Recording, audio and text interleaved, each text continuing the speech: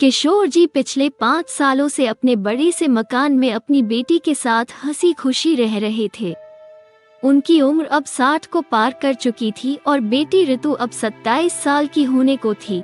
उम्र को ध्यान में रखते हुए बेटी ने उनका सारा कामकाज अपने कंधों पर ले लिया था।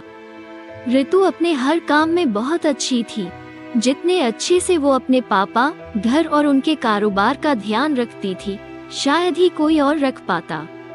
अगर किशोर जी को कोई बेटा होता तो वह भी नहीं रख पाता। इन बाप बेटी का रिश्ता बहुत ही प्यारा था। बिना बाबा के ऋतु को नहीं चलता और बिना ऋतु के उसके पापा का किसी काम में मन नहीं लगता। कभी कभी ऐसा लगता जैसे किशोर जी ऋतु के पापा नहीं उसके बेटे हैं। ऋतु की हरकतें ही कुछ ऐसी थी।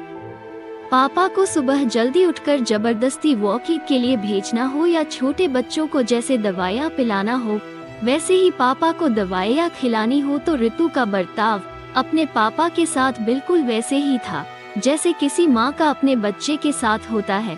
ऋतु के बाबा भी कुछ कम नहीं थे। जब जब ऋतु उन्हें दवाई खाने के लिए देती तो आधी दवाई खाते और आधी छुपा लेते, लेकिन ऋतु की नजरों से बच नहीं पाते। फिर वो उनके सामने खड़ी होकर सारी दवाई उन्हें जबरदस्ती खिलाती। रात को ऋतु के सोने के बाद चुपके से किचन में जाकर फ्रिज से मिठाई चुराकर खाना, बाबा की ऐसी शरारतें भी ऋतु पकड़ लेती थी। पकड़े जाने पर बाबा पानी पीने का बहाना करते, लेकिन ऋतु उनको समझाती कि मिठाई आपके लिए हानिकारक है। बाबा को याद दिलाती कि पिछली बार उनका शुगर लेवल कितना बढ़ गया था। अपने ही घर में अब मैं मिठाई भी नहीं खा सकता। बड़बड़ाते हुए, नाराज होने की एक्टिंग करते हुए बाबा किचन से चले जाते। फिर ऋतु उन्हें मनाने के लिए एक मिठाई का टुकड़ा पापा के पास लेकर जाती और फिर वो दोनों उसे आधा आधा बांट कर खाते। दोनों के चेहरे पर स्माइल आ जाती। बस ऐसे ही दोनों की जिंदगी हंसी खुशी कट रही थी। उनका घर बहुत बड़ा था, उसमें कई कमरे थे, इसलिए उन्होंने सोचा कि एक किराएदार रख लिया जाए। पैसों के लिए नहीं, लेकिन ऋतु के ऑफिस जाने के बाद अकेले रह रहे किशोर जी को थोड़ा सा ही सही किसी का साथ मिल जाए, इसलिए जल्दी ही एक किराएदार फाइनल हो गया। उनका नाम अमर सिंह था। उम्र उनकी 55 की होगी। एग्रीमेंट पेपर बनाने के दौरान पहली बार वो किशोर जी और ऋतु से मिले। उन्हें दोनों से मिलकर काफी अच्छा लगा और अब अमर सिंह अपनी बीवी के साथ किशोर जी के घर पर किराएदार के तौर पर रहने लगे। थोड़े दिन बीते थे, लेकिन अमर सिंह किशोर जी से अच्छी तरह घुल मिल गए थे। वो दोनों सुबह सुबह अब साथ में ही वॉकिंग के लिए जाया करते थे। कभी वो अमर सिंह के साथ तो कभी अमर सिंह और उनकी बीवी ऋतु और किशोर जी के साथ डिनर किया करते। एक सुबह जॉगिंग के दौरान अमर सिंह ने किशोर जी से कहा कि आप और ऋतु अकेले ही रहते हैं, आपको तो काफी कुछ मैनेज करना पड़ता होगा। आप कैसे सब इतने अच्छे से संभाल लेते हैं? किशोर जी ने मुस्कुराते हुए कहा, अजी मैनेज क्या करना है? मेरी होशियार बेटी के लिए ये कुछ भी नहीं है। ऋतु सब इतने अच्छे से संभाल लेती है कि मुझे किसी बात की कोई चिंता ही नहीं है।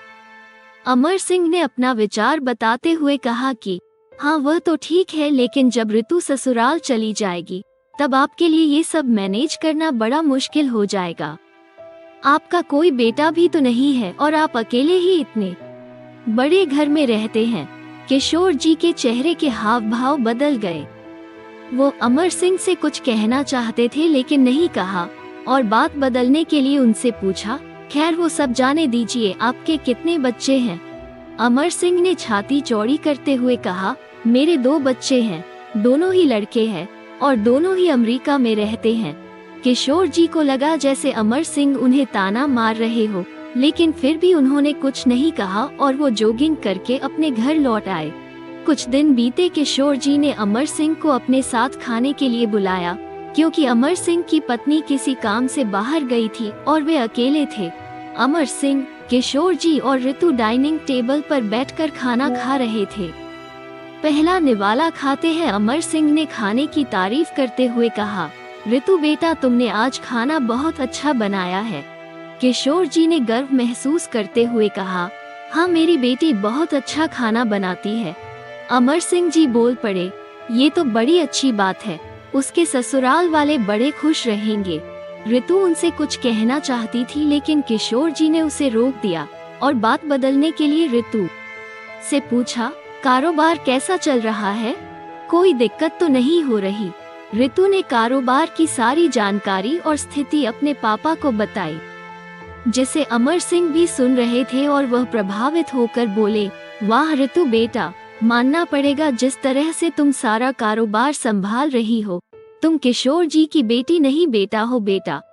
अब किशोर जी से ना रहा गया। उन्होंने कहा, पता नहीं क्यों आप सभी लोग बेटी को बेटे के साथ कंपेयर करते हो। ऐसा एक भी काम या एक भी फील्ड बताइए जिसमें बेटियों ने अपना नाम ना बनाया हो। अरे आसमान में प्लेन उड़ाने से लेकर देश के सर्वोच्च पद पर बैठकर देश चलाने तक बेटियों ने हमेशा अपने आप को साबित किया है, लेकिन आप जैसे लोग अभी भी उनकी तुलना बेटों से ही करते रहोगे। होते होंगे बेटे सबके लिए ज्यादा इम्पोर्टेंट, मेरे लिए तो मेरी बेटी ही सबसे बढ़कर है और मैं ये फक्र से कह सकता हूँ जो मेरी इस बेटी ने मेरे लिए किया है। जितना प्यार मुझे दिया है उतना दुनिया का कोई भी बेटा नहीं दे सकता। चलिए मैं आपसे ही पूछता हूँ, आपके 2 बेटे हैं, तो बताइए वो साल में आपसे कितनी बार मिलने आते हैं? दिन में कितनी बार फोन करके आपका हाल चाल पूछते हैं? अमर सिंह जी, दुनिया बदल चुकी है, अब आप भी बदल जाइए। बेटी को बेटी ही रहने दीजिए, उसे बेटा बनाने की कोशिश मत कीजिए।